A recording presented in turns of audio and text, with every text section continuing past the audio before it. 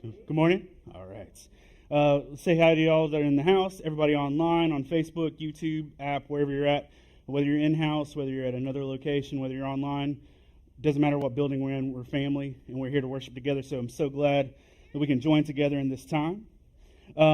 We are in the third week of a series that we're calling It Gets Better. It's been a look at the life of Joseph, and one of the things that we've been doing is we're looking at a situation. We originally called this series Under Pressure. We're going to use the tight little Queen riff to do an intro to it. But the reality is we don't need to be reminded we're under pressure, do we? I think we kind of have that mentality. What we need to be reminded of is the fact that in God it gets better. But one of the things that the misconceptions we have is that it getting better means that all the circumstances get better. It gets better when we allow God to change our hearts. Our circumstances may not always be what we want them to be, but when our hearts change, it does get better. And so we're going to be looking at Joseph's story today. But I just want to encourage you, if you take anything else, the big thing is what we focus on changes our outcome. What we focus on changes how our story plays out. And Joseph had a lot that he could focus on. But one of the things that he chose to focus on was his God through the whole thing. How many of y'all have ever had like a cavity or something you could feel wrong in your mouth? What do you do like the whole time? You poke it with your tongue and stuff like that. I went for a dental cleaning, I don't know, like December. And I floss. I floss like my life depends on it. I brush. I do all the things I'm supposed to do. And even during, we did our fast at the beginning of the year, so all I had was vegetables. So I'm like, my teeth have to be in great shape. I was like, I haven't had sugar. I haven't done those things. I go in for our cleaning, and my dentist says, "Oh, you got a cavity?" I'm like, I get a filling, and he's like, "But we got two we're watching out for." And I'm like, "What?" I was offended. I was like, "How dare you, sir?" Like I was blaming my dentist for putting my teeth on, watch. And he says, "But don't worry, we'll deal with it when you come back in 6 months." And my anxiety was kind of balled up in my tummy at that point. And but then my hygienist, no one asked her to do this, by the way. My hygienist said, "It ain't going to take you that long." And she took her little scraper thing and she went tink tink on one of my teeth. "You'll be in for this one sooner." And I'm like, "What?" And I'm like, I felt threatened. I felt like somebody was coming after me. And I was like, my goodness. I was just so focused on that because the spot she touched, there was like a little visible spot. And she went, tink, tink, right in that spot. And so I went home thinking, my tooth's going to fall out. I was like, my tooth's rotten. It was like in the back of my mind. And you know what I did every day? Sitting there poking at it. Is it bigger? Like I'm going to be able to tell, like with the tip of my tongue, that's happening. And then, a little bit of time went on, and I started focusing on that, and like literally everything else I'm doing, having meaningful conversations. Like just poking at my tooth, all this stuff. And then every time I bite something, did that feel weird? And it's like I was so focused on the little problem that was potentially in front of me, I was missing a lot. And so finally, about a week ago, I got to the point it actually hurt, and I'm like, that's real. I'm not making this up anymore. That's real pain. And I was convinced. So, but I was like, and I could see the spot that she tinked on in my mirror, and I'm like, okay, that's it. You're my problem.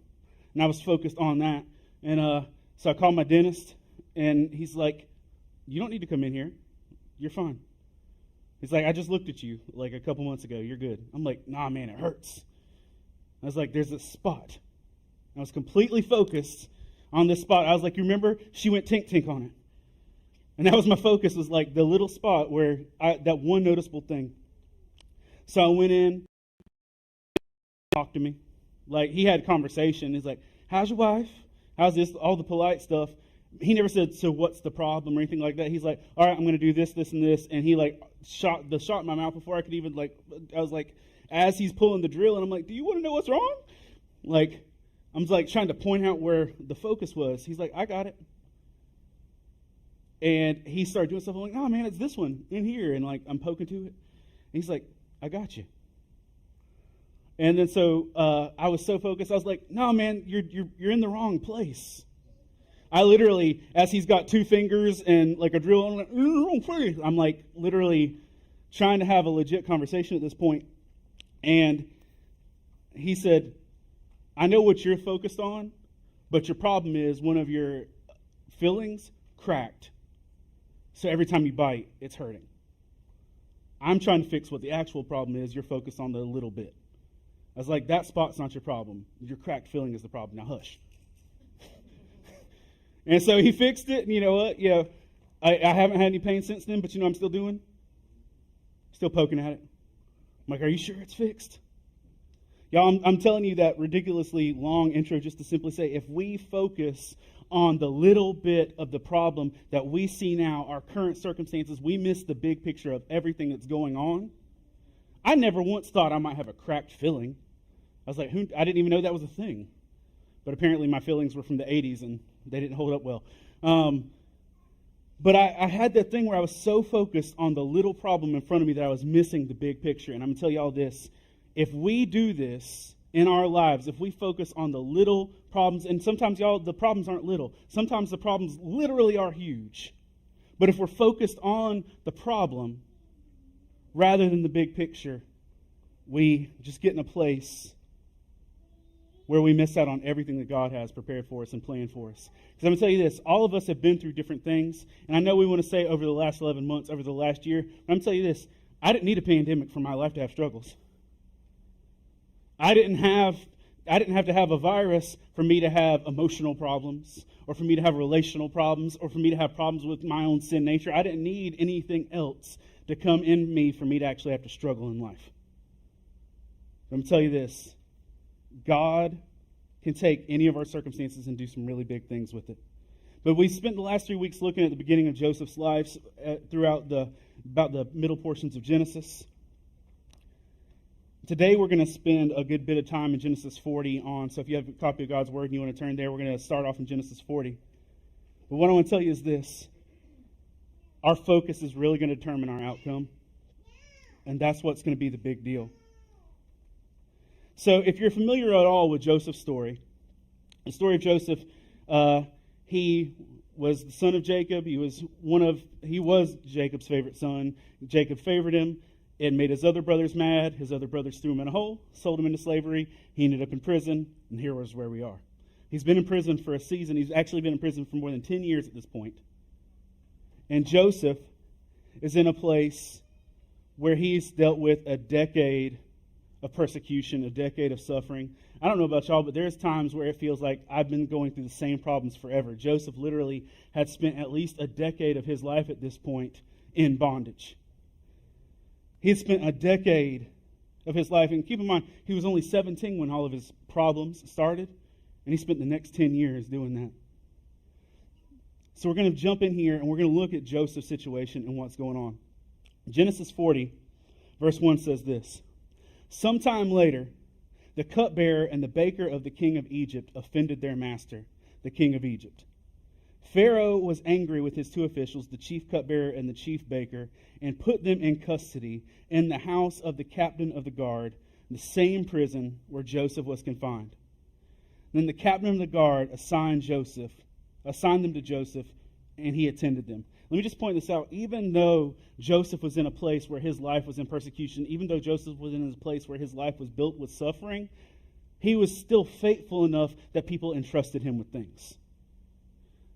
He was in prison himself, but watching over other prisoners. Y'all, you might be in a struggle yourself, but just because you're in a struggle does not disqualify you from the fact for caring for other people in their own struggle.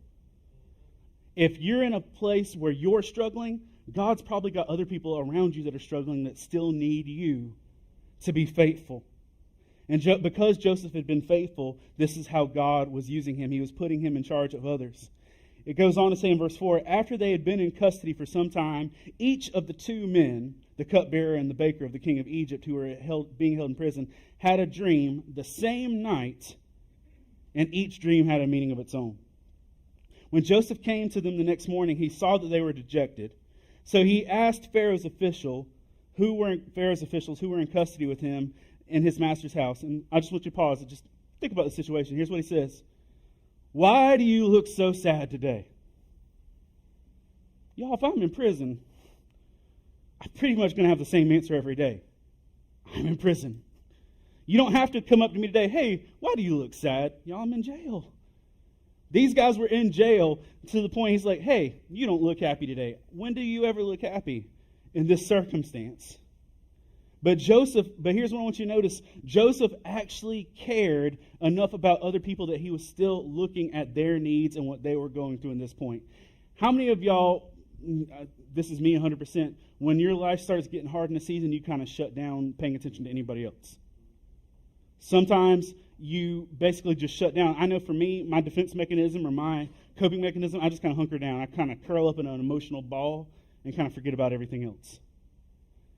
Joseph was in the middle of serving in prison, doing this, and he's been there in this situation since he arrived there, for being faithful, by the way. And he walked up to these men and says, why do you look sad today? Which not only meant that he was paying attention that day, he had been paying attention to their countenance the days beforehand, that he could tell a difference. If you're suffering, if you're hurting, take note of the people around you, because they're probably going through a lot too. But Joseph was paying enough of attention to these men that he could say, I recognize that something is wrong with you today more than the other days. I see your face. That's not prison sad. That's something else sad. And so he says this, we both had dreams, they answered, but there is no one to interpret them. Then Joseph said to them, do not interpretations belong to God? Tell me your dreams. Now, that simple phrase, he didn't qualify his own characteristics. He didn't say, let me tell you about my special power. He didn't say, I have all the answers. He says, this belongs to God. Let's deal with it. Because you know what? Even when we're hurting, even when we are in a place where our life may be falling apart, you know what we usually don't want? Someone just to come and tell us what to do. Is that what you want? When things are hard, just come into my life without my permission and tell me exactly what I should do, because that's what I really need right now. That's usually not what we want. But Joseph kept the focus on God with it. And so we're going to look at some ways we deal with our circumstances. We're going to look at some ways we deal with our situation so that we can see how God moves and how God works. And here's the first statement I want you to take heart to is this. God is always at work in our circumstances. We have this busted mentality that God is only working in our circumstances when we like our circumstances. I get an extra chicken nugget. Look at God. It's that situation. We literally think we'll take the littlest blessing and give God credit, but we act like God disappears if we're inconvenienced. We act like if things don't go in our favor, God abandons us, and that's not the case. God is constantly at work in our circumstances. I want you to think about Joseph's situation. Think about all the things that had to line up to put Joseph where he is at this point. So here's the first thing is Joseph had to be in the right prison. Y'all, this wasn't the only prison in Egypt. This wasn't even the only prison in this story. But he was in this certain prison, as we read up in verse 2. And he put them in that he was in the custody in the house of the captain of the guard. Joseph wasn't even in gen pop. Joseph wasn't just down in a random prison. He was in the house of the captain of the guard. He was in the specific right prison, the right cell, the right place that he needed to be. Not only was he in the right prison, he was at the right time. Y'all, this could have passed at any point in time. They could have passed in different parts of the prison. They could have been assigned in different areas. Y'all ever be in the same place as somebody else? Like in Facebook will tell you? Or even if you don't get a little notification, you just scroll like, hey, this person's here. My family and I, we took an afternoon yesterday and we went to the beach. Just went to the shore, ate some food, did some stuff. And you know what? As we're sitting there and waiting for our food, I'm like, oh, this person's down the street. This person's at a camper show. This person's, at Wonderworks. I mean, we literally could just go through and see, oh, we have people nearby. My family went on a Disney trip 4 years ago. Literally 8 families from our region were at Disney at the same time. I never ran into any of them. I never saw them. Because even though we were in the same place at the same time, we never even crossed paths.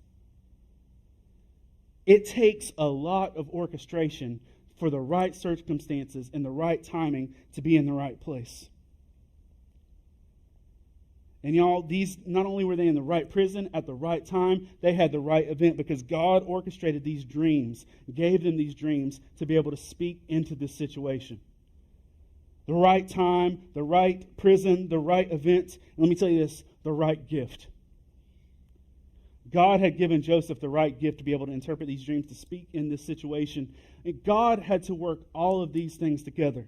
Because they could have been in the right prison at the right time with the right event and with the wrong gift, and this story would have ended. When I was in elementary school here in Robeson County, when I was a child, I was in a place where my third grade teacher came up and he said, "Hector, you're Puerto Rican." I'm like, "Yes, I am. My name is Hector Miray. It's moderately Spanish. I am, in fact, Puerto Rican." And she said, "Can you translate for this little boy until we can get somebody here to help him?" Now, she was basing this solely on the fact my name had the sound it has. And you know what I said? Because even as a third grader, I was trying to be a little people pleaser. You know what I said? Absolutely. I couldn't speak Spanish at all, but I was going to try.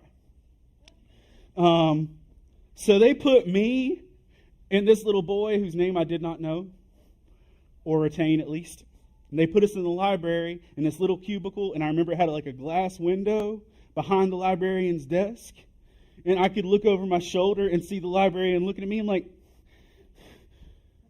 and I sat there and tried to work through this kid's homework with him. I tried to work with his schoolwork. Y'all, I accomplished hola, donde está el baño, and adios. And I literally was trying to fake my way through the rest of it because I was in the right place for the right event with the wrong gift. I had all the desire to help in this situation that I could possibly have. I wanted to help this kid. I wanted to make my teacher happy. I wanted to be a good student. I wanted a gold star. I wanted all the things. But I didn't have the right gift. And let me tell you something. God works in your circumstance to put you in the right place at the right time in the right event with the right gift. Because there are times and places that your gift can change people's lives. And God orchestrates that. There are people that if you have met, that your connection with them aren't going to play out for years. There are people that you are going to interact with now that you will play a role in their life in 5, 6, 7 years that you can't even comprehend at this point. We need to be able to see that just because we may not understand every element of our circumstances, that doesn't mean God's not working. God is always at work in our circumstances. But here's another thing we need to take to heart. God is using our current situation to prepare us for what's next. Our current situation is preparation for what's next. Some of us, y'all, we are so focused on what's coming next that we don't even pay attention to what's happening right now. But on the flip side, we can't look at right now and think this is all there is. If we only think that what's happening right now is the only part of the story, we're going to miss out. Because our preparation that we're going through, the things we go through right now, is preparing us for what's next. All the things that Joseph was going through was to prepare him for a purpose. There was stuff coming in his story that literally no one would have ever imagined. When his brothers did what they did, they had no idea that God was using those circumstances to actually do something big.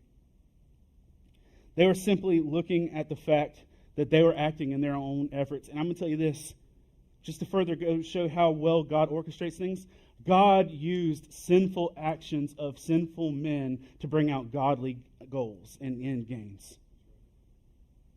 We're in a state, in an age where we act surprised when sinful humans do sinful things. If you're surprised the sinner sins, you need to check yourself. And I'm just to put this on paper and on audio and for the world to hear, we act that just because someone is given a microphone and a platform that they're flawless. And it's not the case. Everybody that has an influence in your life isn't going to have the best influence. Everyone that, and listen, We can be in the place where people can have faithfulness for a season and end poorly. God is at work in our circumstances, and He is preparing us for what is next. And sometimes, y'all, what's next isn't always easy or good for other people or good for us. But when we think about this thing with Joseph's situation, he went through such struggle and such pain because he had no idea what was going to happen next. He had no idea what was going to happen. One of the ways that this always resonates with me in talking about these type of things is preparing us for what's next. When we're in the place where we're moving into this facility, and Pastor Donnie, I think, mentioned this in his message as well. But there was this thing of, we worked really hard for a summer, for a season to put this together, and then literally a couple weeks into it, it's 4 feet underwater. Y'all, I hated it. I hated every minute of it. I was heartbroken. I was bitter. I was discouraged. I was sad. I was wounded. I was all the feelings. But I'm going to tell you this.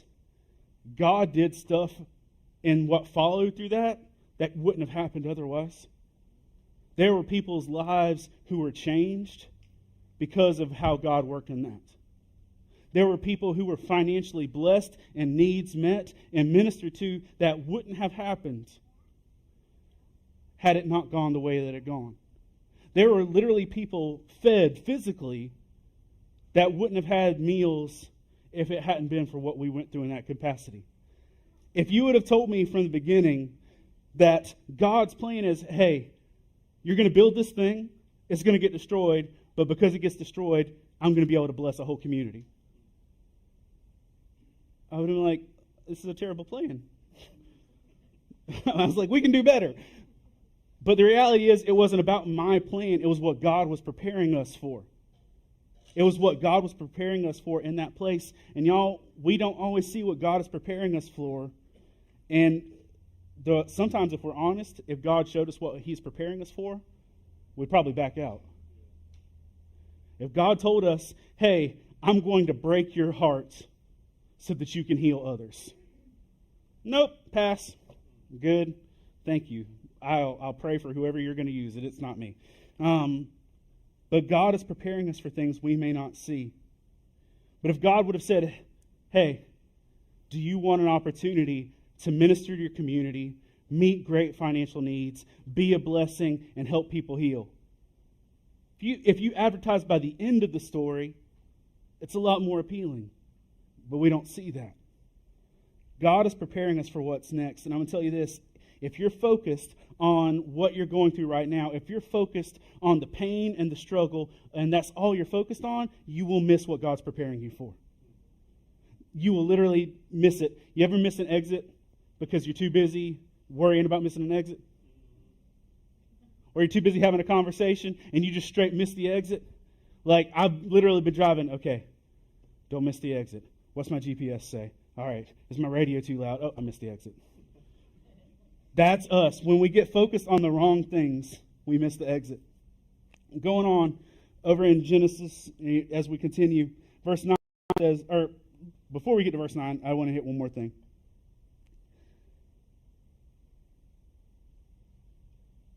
Not only is God preparing us for what next, one of the other things we need to understand is God's time is always on time.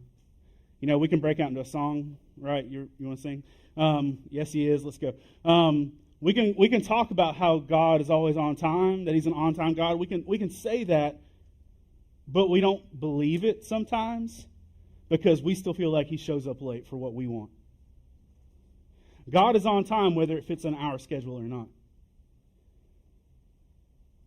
And one of the things is we have this mentality that if God's arrival and God's deliverance and God's presence doesn't fit into our timeline, He's not faithful. That's not the case. That's never the case. If our expectation of God in our lives doesn't match up with our timeline, it's our expectation and our attention that's off, not Him. But God is an on-time God, that He is always on time in these things. Because He actually knows what the timeline is supposed to be. There's this quote in Lord of the Rings where Gandalf says, "A wizard is never late, or he's never late nor early. He arrives precisely when he means to." Y'all, straight up, God knows his timing and he knows what's best for us. And that's what we actually have to trust in this. So Joseph's timing with this has been rough. He spent over a decade in prison, dealt with these things. Verse 9 says this: So the chief cupbearer told Joseph his dream. He said to him, In my dream I saw a vine in front of me, and on the vine were 3 branches, and as soon as it budded and blossomed, and its clusters ripened into grapes, Pharaoh's cup was in my hand, and I took the grapes and squeezed them into Pharaoh's cup and put the cup in his hand. Now, Joseph says in verse 12, this is what it means. Let me just tell you, this shows me that Joseph had a gift, because if that would have been the dream, I would have got, he's thirsty. I wouldn't have said, this guy, he's going to do this. But look at what Joseph said. This is what it means. The 3 branches are the 3 days. Within 3 days, Pharaoh will lift up your head and restore you to your position, and you will put Pharaoh's cup in his hand, just as you used to do when you were his cupbearer. But now, he said, you're going to get your job back, short and sweet. Now, at this point in time, Joseph had fulfilled his obligation. Joseph had done what God had called him to do. Joseph had done what God put him in the place for. But look at this. Verse 14, I want you to let's look at this together. But when all goes well with you, remember me and show me kindness. Mention me to Pharaoh and get me out of this prison. Now, if you follow Joseph's story from beginning up till now, I'm going to throw some opinion on this, okay? We have what's in front of us factual. I'm going to throw a little opinion. This is opinion, nothing more, okay? With me? I'm not saying this is the whole intention. This is opinion. As I read through this story, and I look at this perspective, this is the first time to me that Joseph tries to take things out of God's hand and into his own. He was using the gift that God had given him, but by the fact he says, now, I've done this for you. When you get to Pharaoh, you tell him and you get me out of here. He literally went from doing exactly what God had told him to do to saying, because of what I've done for you, I want to leverage or manipulate this situation to get what I need out of this. He stopped trusting God as much in his own, and he tried to see. He saw an exit ramp and tried to take it. And I'm going to tell you this, y'all. If we see an easy out of our circumstances, it's probably not God. Because if God is taking you through something, he's not going to just give you an easy access when he's not done with you yet. And Joseph says, take me out, get me out of here. And he goes on to tell his story. I was forcibly carried off from the land of the Hebrews, and even here I have done nothing to deserve being put in a dungeon. Look at his focus changed. When he went to the guys like, don't dream interpretations belong to God? Absolutely, let's focus on God. When he was done with it, you're going to get out. You're going to be in front of Pharaoh. I don't deserve this. I need to get out.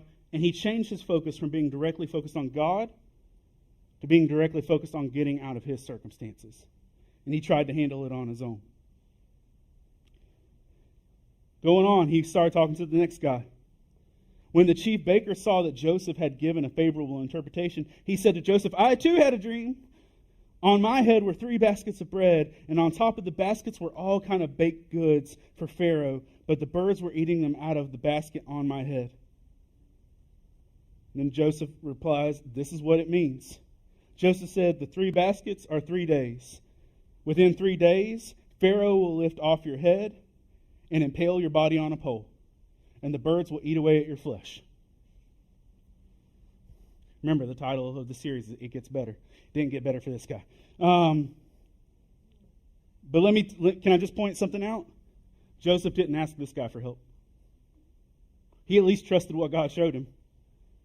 He wasn't just throwing Hail Marys at every person. He said, I don't need your help. You're good. Thanks. Thanks for playing. We'll move on.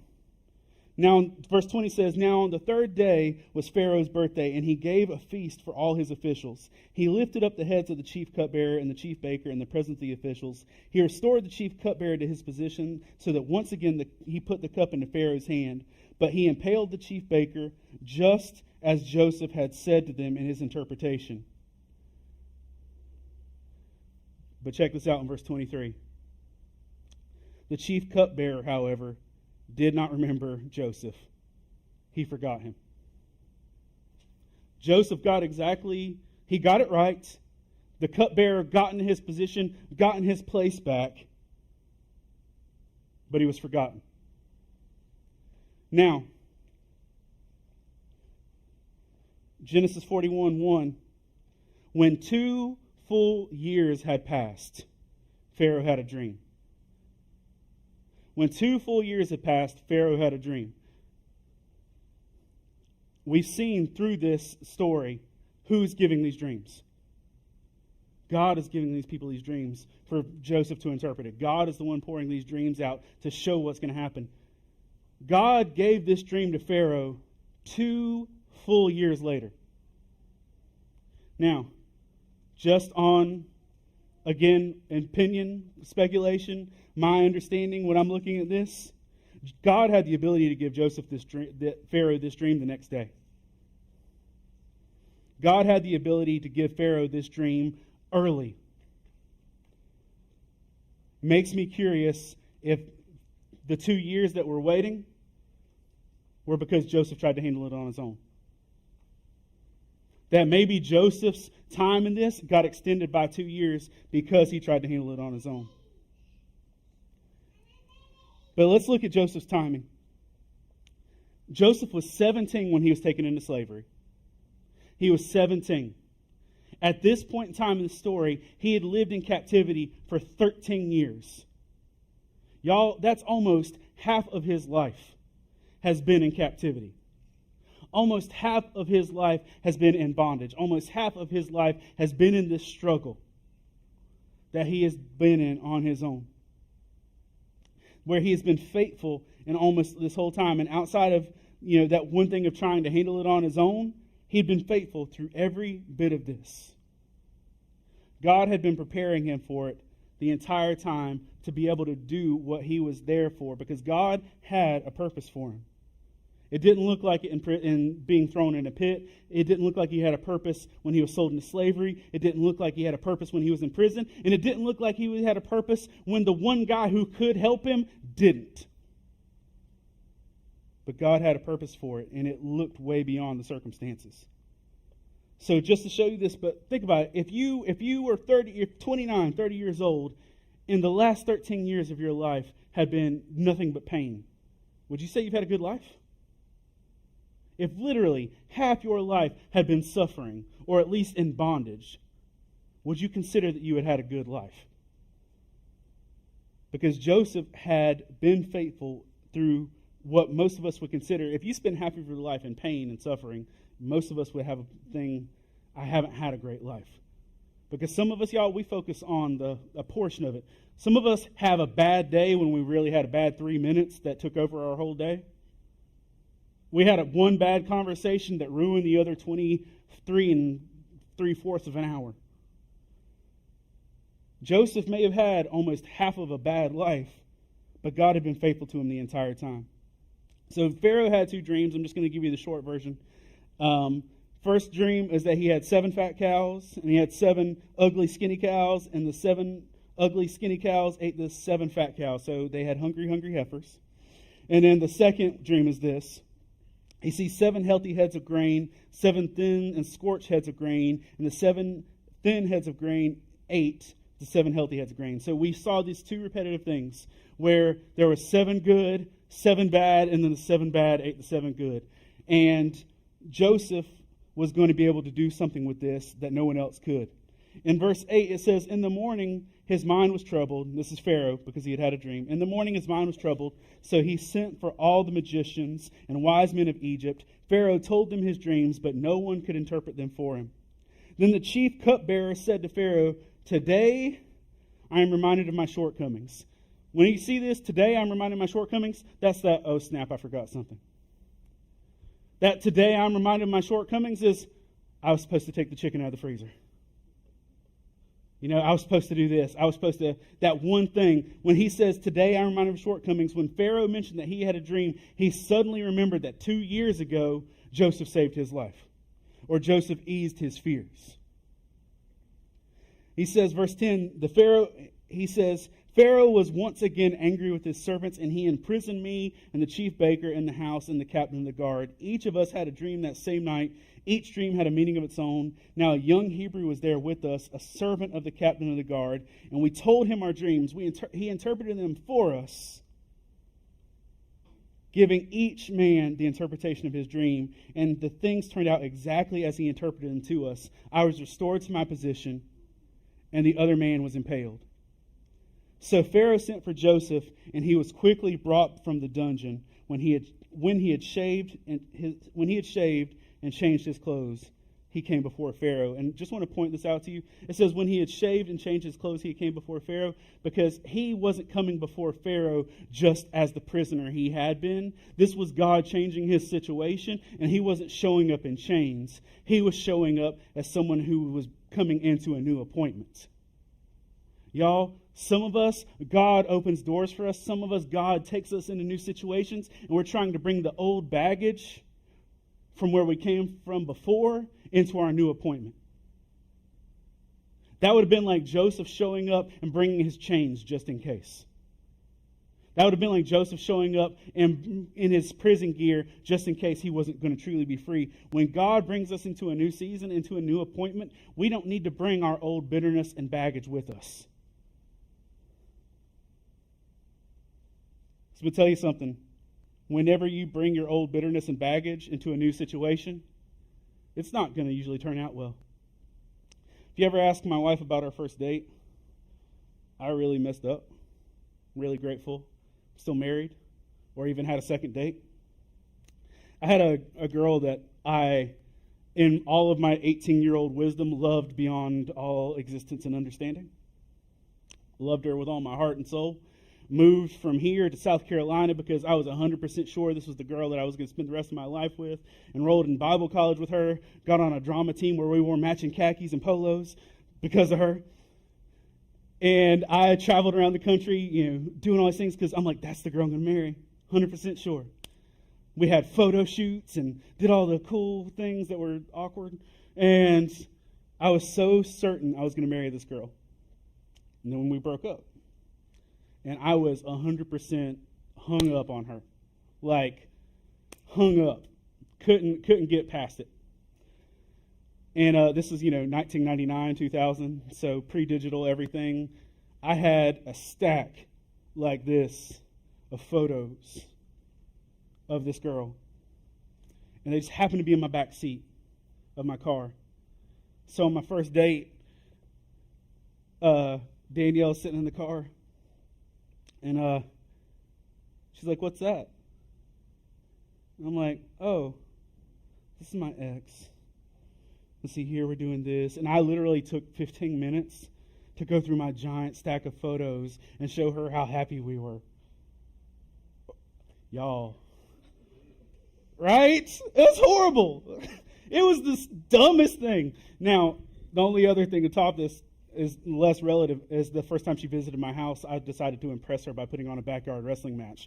Equally failures. I stand here as the grace of God as a happily married man. But all this to say, I literally sat there in my 1979 Cutlass Supreme with the dual glass pass racing exhaust, showing her these photos of this girl that I was completely heartbroken over because I was bringing my old baggage to my new appointment. And my old baggage almost cost me my new appointment. If God delivers you from something, please leave what he delivered you from back there. Don't bring it with you. And I'm not saying that, Ashley, I'm not calling you old baggage. But if you watch this, we're all friends.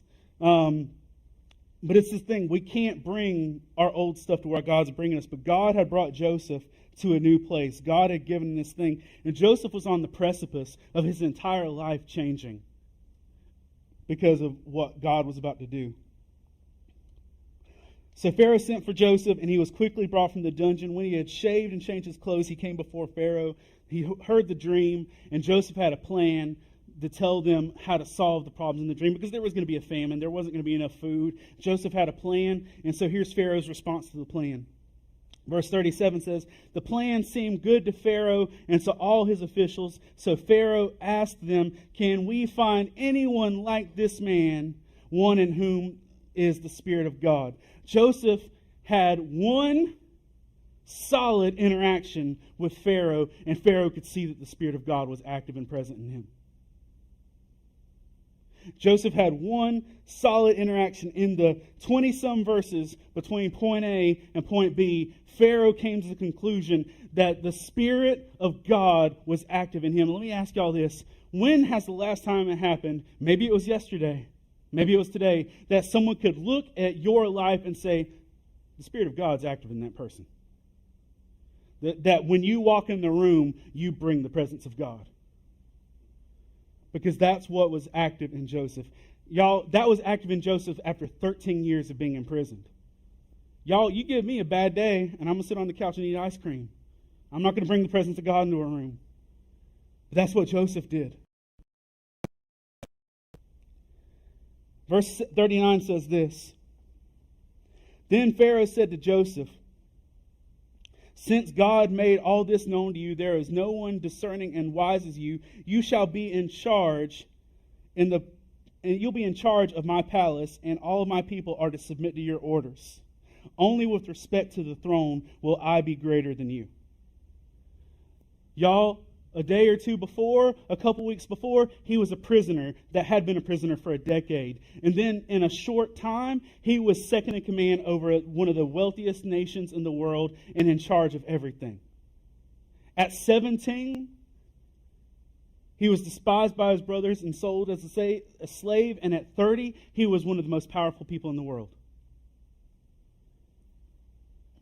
God was working through his circumstances. God was working to prepare him for what was coming next. And God is an on-time God. That was true in Joseph's life, and y'all, it's true in your life, even if you don't see it in your current circumstances. It's true in your life as well. 49, Joseph stored up huge quantities of grain like the sand of the sea. It was so much that he stopped keeping records because it was beyond measure. Y'all, God did all this in Joseph because he had a plan, not just to save Joseph, but to save many lives. As we get ready to close this out, I just want to share with you what happened with his brothers, though, because we look at how God put him in a position. Remember, God redeeming us, God rescuing us isn't always about what he does in our circumstances. It's also about what he does in our heart. And if God had just put Joseph in a place of wealth and success, but not dealt with the hurt and the wound and the bitterness, that's not whole. That's not healing. So let's look at what happened with his brothers. In Genesis 42, verses 1 through 7, it says, when Jacob learned that there was grain in Egypt, he said to his sons, and by the way, this is the most dad thing ever to say, why do you just keep looking at each other? He continued, I've heard that there's grain in Egypt. Go down there and buy some. He's like, why are y'all sitting around? Why don't you just go buy some grain? He says, go buy some grain for us that we may live and not die. Then 10 of Joseph's brothers went down to Egypt to buy grain from Egypt, but Jacob did not send Benjamin, Joseph's brother, with the others because he was afraid harm might come to him. So Israel's son, by the way, if you're ever reading the New Testament or the Old Testament and you get confused at Jacob and Israel swapping names, Jacob's name was also Israel. So in stories like this, if you see Jacob mentioned here and Israel mentioned there, their names are interchangeable. So just reader note. So Israel's sons were among those who went to buy grain, for there was a famine in the land of Canaan also. Now Joseph was the governor of the land, the person who sold the grain to all the people. So when Joseph's brothers arrived, they bowed down to him with their faces to the ground. As soon as Joseph saw his brothers, he recognized them, but he pretended to be a stranger and spoke harshly to them. Where do you come from, he asked. From the land of the Canaan, they replied, to buy food. Now, y'all, at this point in time, it had been 20 years since he had seen these men. Y'all that are old enough, can you think of somebody that it's been 20 years since you've seen them? Why do you still remember them? Most people that we can remember from 20 years ago usually associated with something negative. Like, you know why I remember you from 20 years ago? Because of what you did. I don't remember people that were necessarily super, okay with. I remember people that were really good to me 20 years ago or people that were really bad. I remember my uncle that took my dog out into a field. And I still remember that. Now, I literally saw him like 20 years later. Hey, still salty about that? I remember that when I was in 3rd grade, I got paddled with a wood paddle 3 times for talking on the bus, because that's how we rolled in the 80s. Because we had a silent bus, and if you spoke on the bus, you got whooped. And Paula Abdul's songs were catchy, and I just caught myself humming one. And I got beat with a wooden paddle 3 times for humming a Paula Abdul song. And that guy who was my assistant principal, who whooped my tail, about 20 years later, rolled up to Camp Grace with his son, and I'm like, yeah, I remember you. I hadn't seen him in 20 years, but I remember that he beat me. I love him. We're friends. But the reality is, for you to remember somebody 20 years without seeing them means they had an impact, whether positive or negative. But it had been 20 years since Joseph had seen his brothers. Let me tell you something. Joseph's focus on God through his circumstances prevented bitterness from setting root. Because if you only focus on the pain others cause you in your circumstances, you are a compost heap for bitterness. You are literally breeding bitterness in your heart if you don't keep your focus on God in the midst of negative circumstances, in the midst of suffering. Joseph played his game where he pretended with his brothers. There was a lot of back and forth.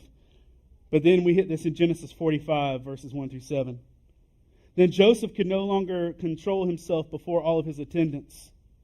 And he cried out, "Have everyone leave my presence." So no one was there when Joseph made himself known to his brothers. And he wept so loudly that the Egyptians heard him, and everyone in Pharaoh's household heard it. Then Joseph said to his brothers, "I am Joseph. Is my father still living?" But his brothers were not able to answer him because they were terrified at his presence. Then Joseph said to his brothers, "Come close to me." When they had done so, he says, "I am your brother Joseph, the one you sold into Egypt. And now do not be distressed and do not be angry with yourselves for selling me here." Listen, y'all, this is important. "Because it was to save lives that God sent me ahead of you." Joseph looked at the big picture of his story. He didn't say it was to save lives that God had you sell me into slavery and made me go through prison and have me abandoned. He looked at the whole picture. He said, God used you to send me ahead so I could save people. Right now, you might be in the midst of a story that if you told it, it's going to sound like a heartbreaking story. It's going to sound like a story of suffering. It's going to sound like a story of pain. But if you tell it from the end, it's going to sound like a story of victory. We all think of Job, and what's the first thing you think of Job? Suffering, right? We forget that Job had double everything and a better life after his suffering than during and before. Job's life was way better after everything he went through, but we never focus on that part. We focus on the fact that he had a lot of suffering, and yet Job's life was rough. But if you read the end of Job's story, it was better because of what he went through. Joseph's life was better in that God used him to save others. He said, "Because it was to save lives, God sent you ahead of me. For 2 years now there had been a famine in the land, and for the next 5 years there will be no plowing or reaping. But God sent me ahead of you to preserve for you a remnant on earth, to save your lives by a great deliverance." Y'all, here's the thing. If you take this way, just take this to heart. We don't get to choose what the hard parts in our lives are. We don't get to choose the it that we're dealing with. We don't get to choose the financial loss. We don't get to choose the medical issues. We don't get to choose the loss of a loved one. We don't get to choose the natural disaster. We don't get to choose what we're going to go through. But our response to it will determine if we're better because of it. How we respond to the negatives shows if we're going to be better because of it. We don't choose the it, but our response will determine if we're better because of it. I'm going to skip down to the last two verses of this. In 50, verses 19, and Genesis 50, verses 19 and 20, as we close with this. After his brothers were afraid and everything else, but Joseph said to him, "Do not be afraid. Am I in the place of God?" Verse 20 says this: "You intended to harm me, but God intended for good to accomplish what is now being done, the saving of many lives."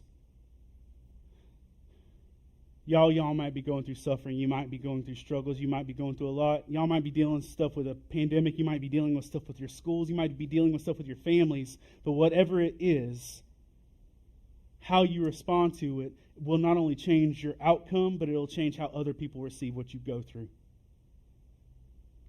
But Joseph was able to love and forgive his brothers because he focused on God through this instead of himself. This phrase, and the last phrase I'm going to leave you with on this part, is just bitterness not only kills our relationships that we have, bitterness kills the relationships that are going forward, and bitterness kills what God is doing in our lives. So, y'all, some of us, God has opened a door, but we can't fit through that door carrying all the bitterness that we're still holding on to. If God is doing something for us and in us, we need to be able to do that. As our worship team comes back up, I want to leave you with one question. It's this. I want you to think about your current situation. I want you to think about your life. I want you to think about your struggle. I want you to think about what you are going through. What is your crisis right now? Like, what is the thing that you are going through? If I were to say, what is the thing you are struggling with most right now, what would your answer be? Like, what's that thing? You know, for some of us have different things. Some of us have family turmoil. Some of us have illnesses. Some of us have emotional scarring and trauma. But if I ask you, what's the one thing that you're going through that you're struggling with the most? Here's the question. How would you respond differently in this current situation if you actually believed God was with you? What would be different if you actually believed wholeheartedly that God was walking with you and before you and holding you through what you're dealing with? Because, y'all, some of us, as we see through the stories throughout Scripture, the people that we deal with in Scripture are unqualified, unprepared, and not strong enough in their own. The only difference was they acted in confidence because God was with them. And that's the difference. That's the difference maker. Do you truly believe God is walking with you in your circumstances? Because how would it look differently for you to know that God is with you in what you're doing? If we truly believe God is with us, it should change our actions, it should change our attitudes, and it should change our circumstances. But most of us, we don't believe God is with us. We believe God's aware. Yeah, I know God knows what I'm going through, but I don't think He's with me. We believe God loves us. Yeah, God loves me, but that's not stopping what I'm dealing with.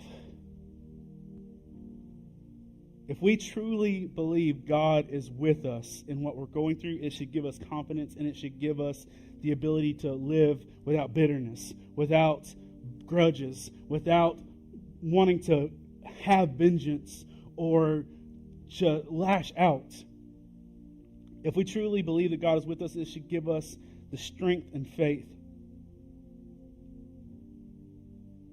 to persevere through the hard circumstances, but know that God is actually in our circumstances and He's preparing us for it, and He hasn't left us, and that He will be on time in what we're doing. Join with me in prayer. God, I love you, and I thank you so much for being the God that you are. And I just ask that you would help us to see that our circumstances don't dictate your faithfulness. Our circumstances don't change who you are. And God, I just ask that you would help us to trust you beyond our own strength. God, knowing that you are with us in the struggles should give us confidence to live differently. But God, sometimes it's hard for us to see you over our circumstances. So God, for everyone struggling and feeling isolated and alone right now, I ask that you would give them a clear understanding, a clear vision, a clear knowledge and presence to know that you are with them in what they're struggling through. That whatever doubt, whatever fear, whatever lies are in the way of them seeing that they will be able to see clearly that you are a loving Father that has never once left their children. That you have pursued us, and that you have fought for us, and that you have protected us, and that you have not abandoned us for a single moment. To be able to step in boldness and forgiveness.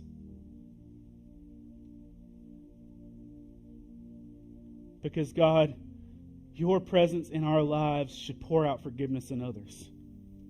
Forgiveness for others. And God, for those that want to be able to walk in that confidence, but they don't actually have a relationship with you, God, I ask that you would give them the courage to begin that relationship with you, to lay their lives down before you, to actually give their lives to you so that you can show up and show out and show them how faithful you are when we come to you, God. And if there's anyone here who's never taken that step, to know if you're online, if you've never taken that step, there are people that want to pray with you, that want to encourage you, that want to help you take that next step in giving you their lives. God, help us to believe the fact and the truth that you are with us and what we're going through, and that our circumstances don't define who we are. Our circumstances don't define who you are, but the way we respond shows who you are in our lives. Help us to see the truth and to live it out. In Christ's name, amen.